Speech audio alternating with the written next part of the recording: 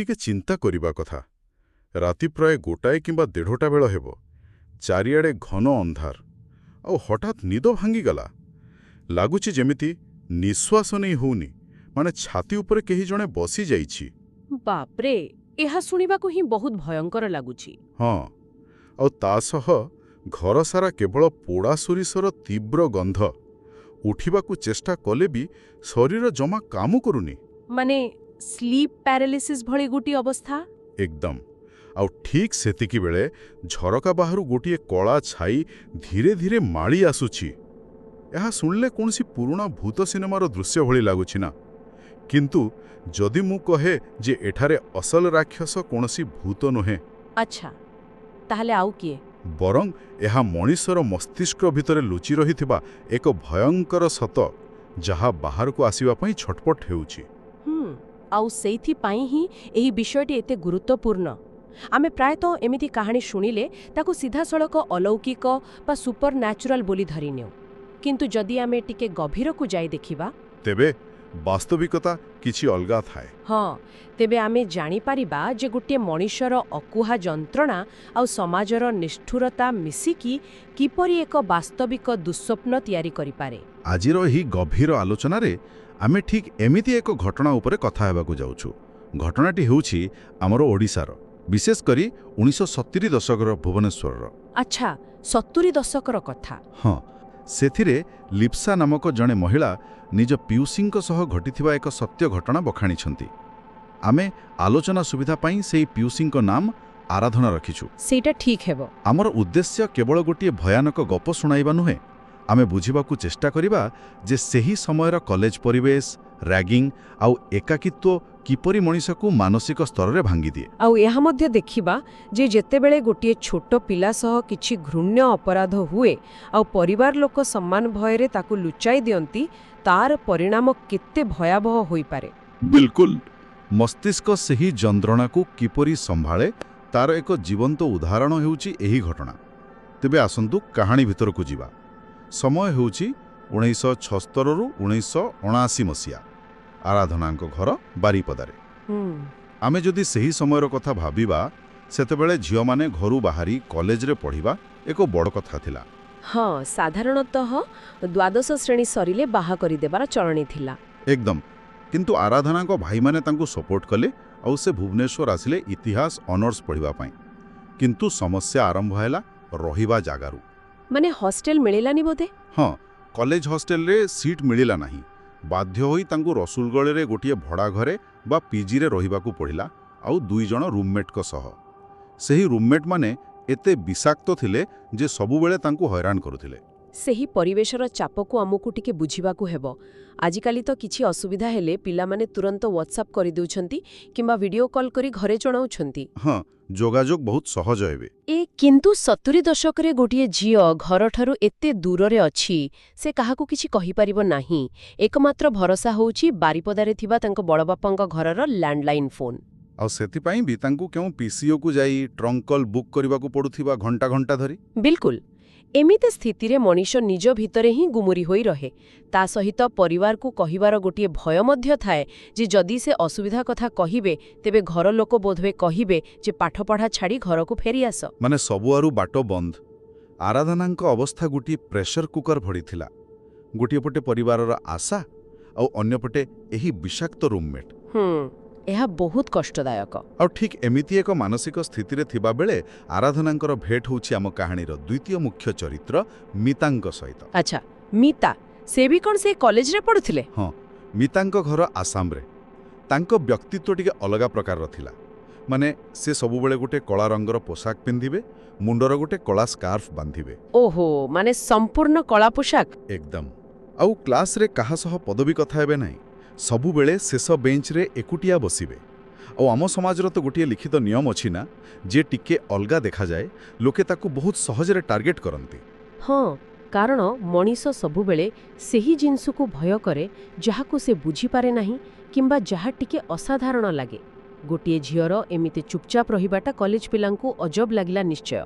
ହଁ, ଆଉ ବୁଝିବା ପରିବର୍ତ୍ତେ ସେମାନେ ତାକୁ ନିଜର ଏଣ୍ଟରଟେନମେଣ୍ଟ ବା ମଜା ଉଡ଼ାଇବାର ଗୋଟିଏ ମାଧ୍ୟମ ବନେଇଦେଲେ। ସେଇଟା ତ ସବୁଠୁ ଦୁଃଖର କଥା। କଲେଜ ରାଗିଂର ଏକ ଖରାପ ରୂପ। ବିଲକୁଲ। ଆଉ ସେଇ ମଜା ଉଡ଼ାଇବାଟା ଏମିତି ଏକ ସ୍ତରକୁ ଗଲା ଯେ ପିଲାମାନେ ତାକୁ ଖୋଲାଖୋଲି ଭାବେ ଡାହାଣୀ କହି ଚିଡ଼ାଇବା ଆରମ୍ଭ କଲେ। ଦିନେ ତ ମୋନାଲିସା ଆଉ ଜୟନ୍ତୀ ନାମକ 2 ଜଣ ଝିଅ ମିତାଙ୍କୁ ବାଥରୁମରେ ବନ୍ଦ କରିଦେଲେ। ବାପରେ, ଏହା ତ ଅମାନବ୍ୟ। ତାପରେ କ'ଣ ହେଲା? ଆରାଧନା ଯାଇ ଲେକ୍ଚରରଙ୍କୁ ଡାକି ଆଣିଲେ, କିନ୍ତୁ ବାଥରୁମ୍ ଖୋଲିଲା ବେଳକୁ ଦେଖାଗଲା ଯେ ମିତା ଭିତରେ କାନ୍ଦ ଧରି ବସିଛନ୍ତି ଆଉ ନିଜକୁ ନିଜେ କହୁଛନ୍ତି, ହଁ ମୁଁ କଳା ଡାହାଣୀ, ମୁଁ କଳା ଡାହାଣୀ। ଏହା ଶୁଣିବାକୁ ବହୁତ ବିଚଳିତ କରୁଛି। ଗୋଟିଏ ପିଲା ମାନସିକ ସ୍ତରରେ କେତେ ଭାଙ୍ଗି ପଡ଼ିଲେ ନିଜକୁ ଏମିତି କହିବ? କିନ୍ତୁ ଏଠାରେ ଆଉ ଗୋଟେ ଅଦ୍ଭୁତ କଥା ଘଟିଲା, ବୁଝିଲେ? ସେଦିନ ଥିଲା ଶୁକ୍ରବାର, ଆଉ ତା ସହ ଅମାବାସ୍ୟା ଥିଲା। ଆଉ ଠିକ୍ ଏହି ବାଥରୁମ୍ ଘଟଣାର କିଛି ଘଣ୍ଟା ପରେ ମୋନାଲିସାଙ୍କୁ ଏମିତି ଜ୍ୱର ହେଲା ଯେ ସେ ବେହୋସ ହୋଇଗଲେ। ଆଉ ଜୟନ୍ତୀଙ୍କର ଏକ ସାଂଘାତିକ ସ୍କୁଟି ଦୁର୍ଘଟଣା ହେଲା। ଆରେ, ଏକା ସଙ୍ଗରେ 2 ଜଣଙ୍କର ଏମିତି ହେଲା? ହଁ, ଏବେ ମୋତେ ଗୋଟିଏ କଥା କୁହନ୍ତୁ, ଏହି ଯେଉଁ ଦୁର୍ଘଟଣା ଘଟିଲା ତାକୁ ନେଇ ପୁରା କଲେଜରେ ହୋଲସ୍ତୁଲ ପଡ଼ିଗଲା ଯେ ମିତା ନିଶ୍ଚୟ କିଛି କାଳା ଯାଦୁ କରିଦେଇଛି। କିନ୍ତୁ ଆମେ ଯଦି ଲଜିକାଲି ଭାବିବା, ଏହା କ'ଣ କେବଳ ଗୋଟିଏ ସଂଯୋଗ ନୁହେଁ? ମାନେ ଆମ ମସ୍ତିଷ୍କ ବୋଧହୁଏ 2ଟି ଅଲଗା ଅଲଗା ଘଟଣାକୁ ଯୋଡ଼ି ଗୋଟେ କାହାଣୀ ତିଆରି କରିବାକୁ ଭଲ ପାଏ ନା? କେବଳ ଭଲ ପାଏ ନୁହେଁ, ମଣିଷ ମସ୍ତିଷ୍କର ଡିଜାଇନ ହିଁ ସେମିତି ହୋଇଛି ଯେ ସେ ସବୁଥିରେ ଗୋଟିଏ କାରଣ ଖୋଜିବ। ଆମେ ତାକୁ କଗ୍ନିଟିଭ ବାୟାସ ବୋଲି କହିପାରିବା। ଆଚ୍ଛା। ଆଉ ଯେତେବେଳେ ଆମେ କାହା ସହ କିଛି ଖରାପ କାମ କରୁ, ଯେମିତିକି ଏହି 2 ଜଣ ଝିଅ ମିତାକୁ ବନ୍ଦ କରିଦେଲେ, ଆମ ଭିତରେ ଅଜାଣତାରେ ଗୋଟିଏ ଦୋଷବୋଧ କିମ୍ବା ଡର ରହିଯାଏ। ହଁ, ନିଜ ଭିତରେ ଗୋଟିଏ ଗିଲ୍ଟ ଫିଲିଂ ଥାଏ। ଏକଦମ। ତାପରେ ଯେତେବେଳେ ହଠାତ୍ ଜ୍ୱର ହୁଏ କିମ୍ବା ଆକ୍ସିଡେଣ୍ଟ ହୁଏ, ଆମ ମନ ସିଧା ସେଇ ଡର ପାଖକୁ ଯାଏ। ସମାଜ ମଧ୍ୟ ସେମିତି। ସେମାନେ ମିତାଙ୍କୁ ପୂର୍ବରୁ ହିଁ ଡାହାଣୀ ବୋଲି ଟ୍ୟାଗ୍ ଦେଇସାରିଥିଲେ। ମାନେ ଗୁଜବ ଆଗରୁ ହିଁ ଥିଲା। ହଁ, ତେଣୁ ଯେତେବେଳେ ଏଇ ଘଟଣା ଘଟିଲା, କେହି ଏହା ଭାବିଲି ନାହିଁ ଯେ ଜୟନ୍ତୀ ବୋଧେ ଅନ୍ୟମନସ୍କ ହୋଇ ଗାଡ଼ି ଚଲାଉଥିଲା ବୋଲି ଦୁର୍ଘଟଣା ହେଲା। ସମସ୍ତେ ସିଧା ମିତାଙ୍କ ଉପରେ ଦୋଷ ଲାଦିଦେଲେ। ଏମିତି କରିବା ଦ୍ୱାରା ରାଗିଂ କରିଥିବା ପିଲାମାନେ ନିଜର ଦୋଷକୁ ଲୁଚାଇ ପାରିଲେ। ସେଟା ଗୋଟେ ବହୁତ ବଡ଼ ପଏଣ୍ଟ କହିଲେ ଆପଣ। ହଁ, ମାନେ ସେମାନେ ନିଜକୁ ଜଷ୍ଟିଫାଇ କରିଦେଲେ ଯେ ଆମେ ତ ରାଗିଂ କରିନଥିଲୁ, ଆମେ ତ ଜାଣିଥିଲୁ ସେ ଡାହାଣୀଟା ବୋଲି, ଦେଖ ଆଜି ପ୍ରମାଣ ମିଳିଗଲା। ବାପରେ, ମାନେ ନିଜ ଭୁଲ ଲୁଚାଇବା ପାଇଁ ଗୋଟେ ନିରୀହ ଝିଅକୁ ପୁରାପୁରି ରାକ୍ଷସ ସଜାଇ ଦେଲେ। ଏକଦମ ସେଇଆ ହିଁ ହେଲା। ଯାହା ହେଉ, ଏସବୁ ଭିତରେ ଆରାଧନାଙ୍କ ଅବସ୍ଥା ନିଜ ପିଜିରେ ଏତେ ଖରାପ ହୋଇଗଲା ଯେ ସେ ଶେଷରେ ସିଦ୍ଧାନ୍ତ ନେଲେ ଯେ ସେ ମିତାଙ୍କ ଘରକୁ ଯାଇ ରହିବେ। ଆରେ, ଏତେ ଗୁଜବ ପରେ ବି ସେ ମିତାଙ୍କ ପାଖକୁ ଗଲେ? ହଁ, ସାଙ୍ଗମାନେ ବହୁତ ମନା କଲେ ଯେ ସେଠିକି ଯାଆନି, ସେ ଝିଅଟା ଠିକ୍ ନୁହେଁ ବୋଲି। କିନ୍ତୁ ଆରାଧନା କିଛି ଶୁଣିଲେ ନାହିଁ। ଆଉ ମିତାଙ୍କ ଘରକୁ ଗଲାପରେ ଆରମ୍ଭ ହେଲା ଅସଲ ବିପଦର ସଂକେତ, ଯାହାକୁ ଆମେ ଆଜିକାଲି ରେଡ୍ ଫ୍ଲାଗ୍ସ ବୋଲି କହୁଛୁ ନା, ସେଇଆ। ଆଚ୍ଛା, କି ପ୍ରକାରର ସଂକେତ ମିଳିଲା ସେଠାରେ? ମିତାଙ୍କର ଗୋଟିଏ ବଡ଼ ଘର ଥିଲା, କିନ୍ତୁ ସେଠାରେ ନିୟମ ବହୁତ କଡ଼ା ଥିଲା। ପ୍ରଥମ କଥା ହେଲା, ମିତାଙ୍କ ରୁମ୍ ଭିତରକୁ ଆରାଧନା ଯାଇପାରିବେ ନାହିଁ। ଏଇଟା ଟିକେ ଅଜବ। ଆଉ ଘରର କାମବାଲି ଦିନେ କହିଲା ଯେ ରୋଷେଇ ଘରୁ କିଲୋ କିଲୋ ସୋରିଷ କୁଆଡ଼େ ଗାୟବ ହୋଇଯାଉଛି। ତା ସହ ସକାଳୁ ଉଠିଲେ ଦେଖିବେ ଯେ ମିତାଙ୍କ ରୁମ୍ ବାହାରେ ପାଉଁଶ ପଡ଼ିଥାଏ। ଏହା ତ ସିଧାସଳଖ କିଛି ତନ୍ତ୍ରମନ୍ତ୍ର ଆଡ଼କୁ ଇସାରା କରୁଛି। ଏତିକି ନୁହେଁ, ସବୁଠୁ ରହସ୍ୟମୟ କଥା ଥିଲା, ମିତାଙ୍କର ଗୋଟିଏ ଅଦୃଶ୍ୟ ସାଙ୍ଗ ଥିଲା। ତାର ନାମ ଥିଲା ମୌସୁମୀ। ଅଦୃଶ୍ୟ ସାଙ୍ଗ? ମାନେ ଆରାଧନା ତାକୁ କେବେ ଦେଖିନଥିଲେ? କେବେ ବି ନୁହେଁ। ପ୍ରତି ଶୁକ୍ରବାର ରାତିରେ ମିତା କବାଟ ବନ୍ଦ କରି ସେହି ମୌସୁମୀ ସହ ଘଣ୍ଟା ଘଣ୍ଟା ଧରି କଥା ହୁଅନ୍ତି, ହସନ୍ତି, କିନ୍ତୁ କେହି ଘରକୁ ଆସିବାର କେବେ ଦେଖାଯାଇ ନାହିଁ। ବାପରେ, ଏହା ଶୁଣିକି ବି ଡର ଲାଗୁଛି। ଆଉ ଗୋଟିଏ ଘଟଣା ଶୁଣନ୍ତୁ। ଦିନେ ଆରାଧନା ମିତାଙ୍କ ଲ୍ୟାଣ୍ଡଲାଇନ୍ରୁ ନିଜ ବଡ଼ ବାପାଙ୍କ ଫୋନ୍ କଲେ। ଆଗରୁ କହିଥିଲି ନା ବଡ଼ ବାପା ଗାଁରେ ଥାନ୍ତି। ସେ କିନ୍ତୁ କାଳୀ ସାଧନା କରନ୍ତି। ଆଚ୍ଛା, ତନ୍ତ୍ର ସାଧନା? ହଁ। ତେବେ ସେ ଫୋନ୍ ଉଠାଇବେ କ୍ଷଣି କହିଲେ, ତୁ କେଉଁ ଅଶୁଭ ଜାଗାରୁ ଫୋନ୍ କରୁଛୁ? ତୁ ତ ପୁରୁଣା ଘର ଛାଡ଼ିଦେଲୁନି କି? ମାନେ ସେ ଆରାଧନାକୁ ତୁରନ୍ତ ସେଠାରୁ ପଳାଇ ଆସିବାକୁ ସତର୍କ କରାଇଥିଲେ। ସେ ଫୋନ୍ରୁ ହିଁ ଜାଣିପାରିଲେ? ହଁ। ଏବେ ଟିକେ ଭାବନ୍ତୁ, ଏଇଟା ପୁରା ସେଇ ବାତ୍ୟା ଆସିବା ପୂର୍ବରୁ ପବନ ଗୁମସୁମ ହୋଇଯିବା ଭଳି କଥା। ଆପଣଙ୍କୁ ଚାରିଆଡ଼ୁ ସୂଚନା ମିଳୁଛି ଯେ ବିପଦ ମାଳି ଆସୁଛି, କିନ୍ତୁ ଆରାଧନା କାହିଁକି ଏତେଗୁଡ଼ିଏ ବିପଦର ସଂକେତକୁ ଅଣଦେଖା କରୁଥିଲେ? ଏହାର ଗୋଟିଏ ମନୋବୈଜ୍ଞାନିକ କାରଣ ଅଛି। ଅନେକ ସମୟରେ ଆମ ମସ୍ତିଷ୍କ ଏକ ନୂଆ ଅଜଣା ବିପଦ ଅପେକ୍ଷା ଗୋଟିଏ ଜଣାଶୁଣା କଷ୍ଟକୁ ବାଛିନିଏ, ଯାହାକୁ ବଏଲିଂ ଫ୍ରଗ୍ ସିଣ୍ଡ୍ରୋମ୍ ମଧ୍ୟ କୁହାଯାଏ। ଆଚ୍ଛା, ମାନେ ଧୀରେ ଧୀରେ ଖରାପ ପରିସ୍ଥିତି ସହ ଖାପ ଖୁଆଇ ନେବା। ଏକଦମ ଠିକ୍। ଆରାଧନାଙ୍କ ପାଇଁ ନିଜର ସେଇ ପୁରୁଣା ବିଷାକ୍ତ ରୁମ୍ମେଟ୍ମାନଙ୍କ ପାଖକୁ ଫେରିବାଟା ଏତେ କଷ୍ଟଦାୟକ ଥିଲା ଯେ ସେ ମିତାଙ୍କ ଘରର ଏହି ଅଜବ ନିୟମଗୁଡ଼ିକୁ ସହିବାକୁ ପ୍ରସ୍ତୁତ ଥିଲେ। ସେ ବୋଧହୁଏ ଭାବିଲେ ଯେ ରୁମ୍ମେଟ୍ ଟିକେ ଅଜବ ହେଲେ କ'ଣ ହେଲା, ଅନ୍ତତଃ ମୋତେ କେହି ରାଗିଂ ତ କରୁନାହାନ୍ତି। ସେଇଟା ଗୋଟିଏ ବଡ଼ ଆଶ୍ୱସ୍ତି ଥିଲା ତାଙ୍କ ପାଇଁ। ହଁ, ଆଉ ଯେଉଁ ବଡ଼ବାପାଙ୍କ କଥା ଆମେ ଆଲୋଚନା କରୁଥିଲେ, ଦେଖନ୍ତୁ, ପରିବାରର ଯେଉଁମାନେ ବୟସ୍କ ଏବଂ ଯେଉଁମାନେ ନିୟମିତ ସାଧନା କିମ୍ବା ଧ୍ୟାନ କରନ୍ତି, ସେମାନଙ୍କର ନିଜ ପରିବାର ଲୋକଙ୍କ ସହ ଏକ ଗଭୀର ମାନସିକ ସଂଯୋଗ ଥାଏ। ତାଙ୍କର ଇଣ୍ଟ୍ୟୁସନ୍ ବହୁତ ଷ୍ଟ୍ରଙ୍ଗ ଥାଏ। ବିଲକୁଲ। ଆରାଧନାଙ୍କ କଣ୍ଠସ୍ୱରରେ ଥିବା ଡର କିମ୍ବା ସେଇ ଘରର ଏକ ନକାରାତ୍ମକ ପ୍ରଭାବ ବୋଧହୁଏ ତାଙ୍କ ବଡ଼ବାପା ସହଜରେ ବାରିପାରିଥିଲେ। ଏହାପରେ ଆସୁଛି ସେହି ଭୟଙ୍କର ରାତି, ଯାହା ଏହି କାହାଣୀର କ୍ଲାଇମ୍ୟାକ୍ସ। ସେଦିନ ଆରାଧନାଙ୍କୁ ପ୍ରବଳ ଜ୍ୱର ହୋଇଥାଏ। ରାତି ପ୍ରାୟ 1:30ଟା ବେଳେ ତାଙ୍କର ନିଦ ଭାଙ୍ଗିଗଲା। ଆମେ ଆରମ୍ଭରୁ ଯେଉଁ ଦୃଶ୍ୟ କଥା କହୁଥିଲେ, ହଁ ସେଇଆ। ସେ ଅନୁଭବ କଲେ ଯେମିତି କେହି ତାଙ୍କ ତଣ୍ଟି ଚିପି ଧରିଛି। ତାଙ୍କୁ ଶ୍ୱାସରୁଦ୍ଧ ଲାଗିଲା। ଘର ଭିତରେ ପ୍ରବଳ ପୋଡ଼ା ଗାନ୍ଧ ହେଉଥିଲା। ତାପରେ ସେ କ'ଣ କଲେ? ସେ ବହୁତ କଷ୍ଟରେ ଉଠି ଯେତେବେଳେ ମିତାଙ୍କ ରୁମ୍ ଆଡ଼କୁ ଗଲେ, ଝରକା କଣା ବାଟେ ଯାହା ଦେଖିଲେ ତାହା ରୁମ୍ଟାଙ୍କୁରା ଥିଲା। ମିତା ତଳେ ବସି ଏକ ନିଆଁ କୁଣ୍ଡରେ କିଛି ତନ୍ତ୍ର ସାଧନା କରୁଛନ୍ତି। ନିଆଁରେ ସୋରିଷ ପକାଉଛନ୍ତି। ଆରେ, ଆଉ ତାଙ୍କ ସାମ୍ନାରେ ଆଉ ଗୋଟିଏ ଛୋଟ ମଣିଷ ଶରୀର ଭଳି କିଛି ପଡ଼ିଛି। ଆଉ ସବୁଠୁ ଭୟଙ୍କର କଥା ହେଲା, ହଠାତ୍ ସେହି ମିତାଙ୍କ ଦେହରୁ ଗୋଟିଏ ବଡ଼ କଳା ଛାଇ ବାହାରିଲା ଏବଂ ସିଧା ଆରାଧନାଙ୍କ ପାଖକୁ ଆସି ତାଙ୍କ ମୁହଁ ପାଖରେ ଶୁଙ୍ଘିଲା। ବାପରେ, ଏହା ତ ସତରେ ହୃଦୟଥରା ଦୃଶ୍ୟ। ଆରାଧନା ଭୟରେ ଏତେ ଶିହରି ଉଠିଲେ ଯେ ତାଙ୍କର ସିଠି ପରିସ୍ରା ବାହାରିଗଲା। ସେ କୌଣସି ମତେ ମା କାଳୀଙ୍କ ମନ୍ତ୍ର ଜପ କରି ନିଜ ରୁମ୍କୁ ଦୌଡ଼ି ଆସିଲେ। ପରଦିନ ସେ କଲେଜରେ ବେହୋସ ହୋଇଗଲେ। ତାଙ୍କୁ ହସ୍ପିଟାଲ ନିଆଗଲା ନିଶ୍ଚୟ। ହଁ, ଆଉ ଡାକ୍ତରଖାନାରେ ଜଣାପଡ଼ିଲା ଯେ ତାଙ୍କ ଦେହରେ ରକ୍ତ ପ୍ରାୟ ନାହିଁ। ତାଙ୍କ ଗୁରୁତର ଆନେମିଆ ହୋଇଛି ବୋଲି ଡାକ୍ତର କହିଲେ। ଶେଷରେ ତାଙ୍କ ବଡ଼ବାପା ଆସି ଗୁଣିଗାରାଡ଼ି କାଟି ତାଙ୍କୁ ସେଠାରୁ ଉଦ୍ଧାର କଲେ। ଏକ ବଡ଼ ବିପଦରୁ ସେ ବର୍ତ୍ତିଗଲେ। ହଁ, କିନ୍ତୁ ଟିକେ ରହନ୍ତୁ, ଏଇଠି କଳା ଛାଇ ଦେହରୁ ବାହାରିଲା ସତରେ? ମାନେ ଯଦି ଆମେ ଏଥିରେ ସାଇନ୍ସ କିମ୍ବା ଲଜିକ୍ ଲଗାଇବା? ଆପଣଙ୍କ ମନରେ କ'ଣ ପ୍ରଶ୍ନ ଆସୁଛି? ଦେଖନ୍ତୁ, ଆରାଧନାଙ୍କ ଆଗରୁ ପ୍ରବଳ ଜ୍ୱର ଥିଲା। ତାଙ୍କ ଦେହରେ ରକ୍ତ ନଥିଲା, ଯାହା ଡାକ୍ତର କହିଲେ।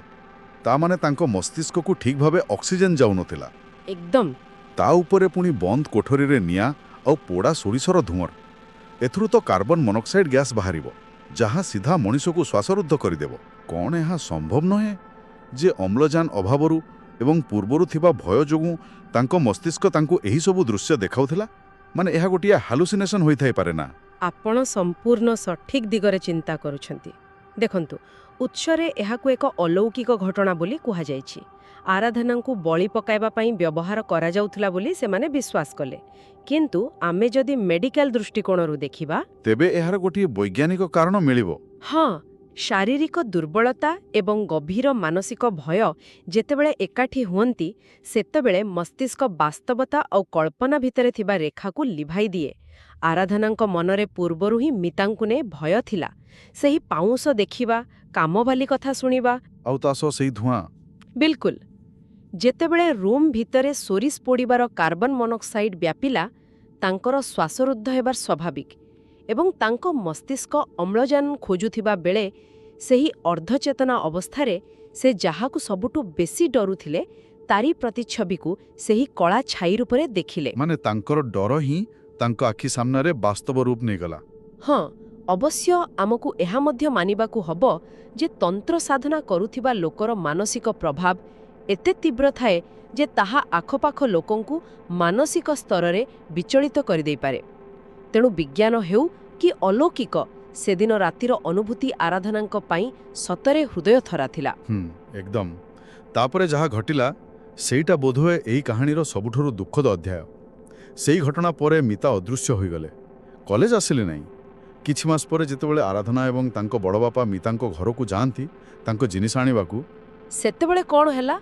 ମିତା ଘରେ ଥିଲେ ନା, ସେଠାରେ ମିତାଙ୍କ ଆଈ ଥାଆନ୍ତି। ସେ କାନ୍ଦି କାନ୍ଦି କହନ୍ତି ଯେ ମିତା ଆଉ ନାହାନ୍ତି।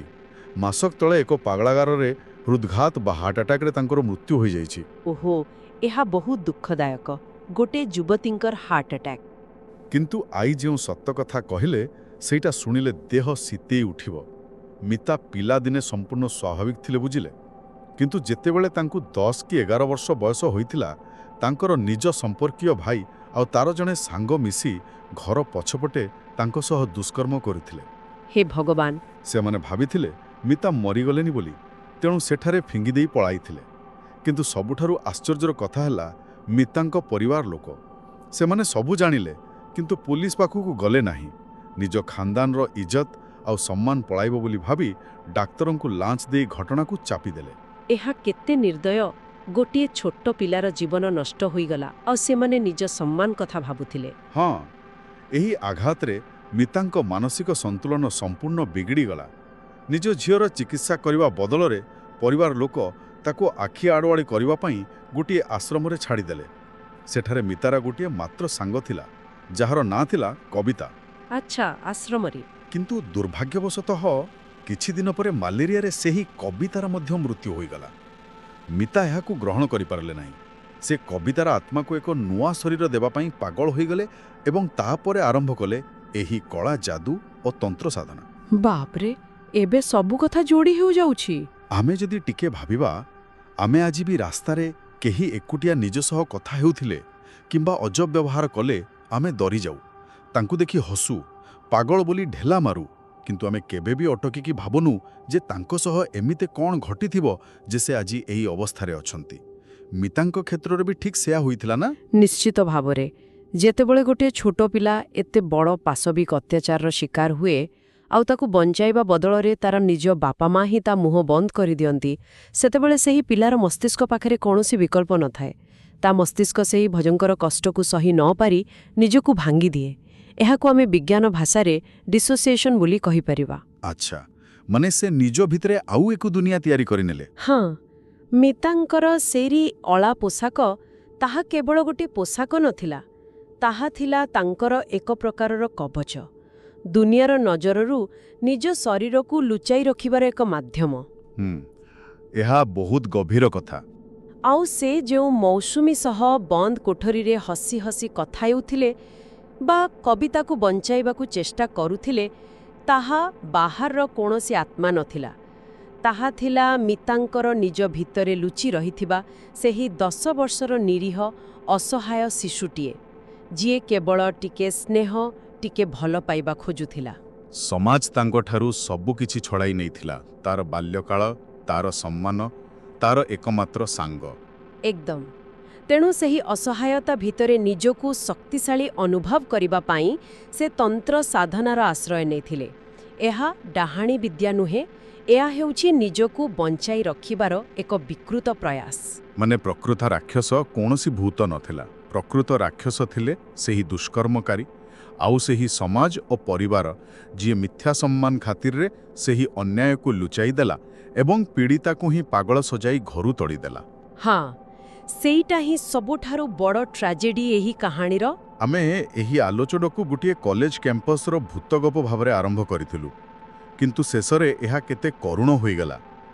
ଏଥିରୁ ଗୋଟିଏ କଥା ସ୍ପଷ୍ଟ ଯେ ଆମେ ଯେଉଁ ଲୋକମାନଙ୍କୁ ବିଚିତ୍ର ବା ପାଗଳ ଭାବି ଦୂରେଇ ଦେଉ, ସେମାନଙ୍କର ସେହି ବ୍ୟବହାର ପଛରେ ଅନେକ ସମୟରେ ଏମିତି କିଛି ଅକୁହା କୋହ ଲୁଚି ରହିଥାଏ ଯାହା ଆମେ କଳ୍ପନା ମଧ୍ୟ କରିପାରିବା ନାହିଁ। ଆଉ ଏହିଠାରେ ହିଁ ଆମକୁ ସହାନୁଭୂତି ଦେଖାଇବାକୁ ପଡ଼ିବ। ଆମେ କାହାକୁ ବାହାରୁ ଦେଖି ତାର ବିଚାର କରିଦେଉଛୁ, କିନ୍ତୁ ଆମେ ଜାଣିନାହୁଁ ସେ ନିଜ ଜୀବନରେ କେଉଁ ଭୟଙ୍କର ଯୁଦ୍ଧ ଲଢ଼ୁଛି। ମିତାଙ୍କ କାହାଣୀ ଆମ ପାଇଁ ଏକ ଚେତାବନୀ ଯେ ଯଦି ଆମେ ସମାଜର କ୍ଷତଗୁଡ଼ିକୁ ସମ୍ମାନର ପଟି ବାନ୍ଧି ଲୁଚାଇବା, ତେବେ ଦିନେ ନା ଦିନେ ତାହା କ୍ୟାନ୍ସର ପାଲଟିବ ଆଉ ପୁରା ସମାଜକୁ ନଷ୍ଟ କରିଦେବ। ସତ କହିଲେ। ତେବେ ଆଜିର ଏହି ଗଭୀର ଆଲୋଚନାକୁ ସମାପ୍ତ କରିବା ପୂର୍ବରୁ ମୁଁ ଗୋଟିଏ ପ୍ରଶ୍ନ ଛାଡ଼ି ଯାଉଛି। ଟିକେ ଚିନ୍ତା କରିବା କଥା ଯେ ଆମେ ସମସ୍ତେ ଯେଉଁ ଭୂତମାନଙ୍କୁ ଭୟ କରୁ, କ'ଣ ସେମାନେ ପ୍ରକୃତରେ ସେହି ଅଶରୀରୀ ଆତ୍ମା ଯେଉଁମାନେ ଶୂନ୍ୟମ ଆସନ୍ତି? ଏହା ଗୋଟିଏ ବହୁତ ଭଲ ପ୍ରଶ୍ନ। କିମ୍ବା ଏହି ଭୂତମାନେ ଆଉ କେହି ନୁହନ୍ତି, ବରଂ ଆମ ସମାଜ ଯେଉଁ ଯନ୍ତ୍ରଣା, ଅନ୍ୟାୟ ଏବଂ ନିଷ୍ଠୁରତାକୁ ବର୍ଷ ବର୍ଷ ଧରି ଲୁଚାଇ ରଖିବାକୁ ଚେଷ୍ଟା କରେ, ସେହି ସବୁ ଅକୁହା ଯନ୍ତ୍ରଣାର ସ୍ମୃତିଗୁଡ଼ିକ ହିଁ ଭୂତ ସାଜି ଆମ ମସ୍ତିଷ୍କକୁ ଡରାନ୍ତି। ଭୂତ କ'ଣ କୌଣସି ଅତିମାନବୀୟ ଶକ୍ତି, ନା କେବଳ ଆମ ସାମାଜିକ ପାପର ଏକ ପ୍ରତିଛବି? ଆଜି ମଧ୍ୟ ଆମ ଚାରିପାଖରେ ଏମିତି କେତେ ମିତା ଥିବେ ଯାହାଙ୍କୁ ଆମେ ବୁଝିବା ପରିବର୍ତ୍ତେ ପାଗଳ କହି, ଡାହାଣୀ କହି ସମାଜରୁ ଦୂରେଇ ଦେଉଛୁ, ଅଥଚ ପ୍ରକୃତରେ ସେମାନେ କେବଳ ଟିକେ ସାହାଯ୍ୟ ଆଉ ସହାନୁଭୂତି ପାଇଁ ନୀରବରେ ଚିତ୍କାର କରୁଛନ୍ତି। ଟିକେ ଚିନ୍ତା କରିବେ। ବିଲକୁଲ। ଆଜିର ଏହି ବିଶ୍ଳେଷଣରେ ଯୋଡ଼ି ହୋଇଥିବାରୁ ଅନେକ ଅନେକ ଧନ୍ୟବାଦ। ଏମିତି କିଛି ନୂଆ ଆଉ ଗଭୀର ବିଷୟ ନେଇ ପୁଣି ଭେଟ ହେବା। ଧନ୍ୟବାଦ।